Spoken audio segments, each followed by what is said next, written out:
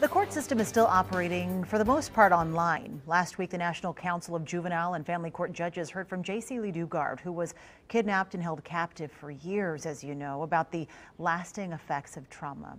Chris Buckley shows us how courts are adapting to meet the needs of children and families during this pandemic and planning for their future.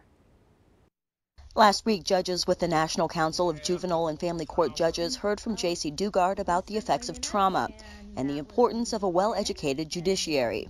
Jaycee Dugard's comments really stressed the importance of judges not only understanding the law, but the science and the impact of trauma for children, families, and survivors, and how trauma is unique for everybody. There's no one way to address trauma, and you need to understand the science of brain development, child development, exposure to violence and substance abuse, and create a safe environment for children and families to be heard.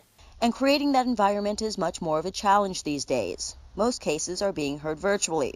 Child abuse and domestic violence cases are historically underreported, but courts have seen an increase in these types of complaints and know that there are more cases that aren't being reported due to some of the financial hardships and mental health issues that are a byproduct of the pandemic. We have heard and understand that the cases are rising, and we don't even know yet.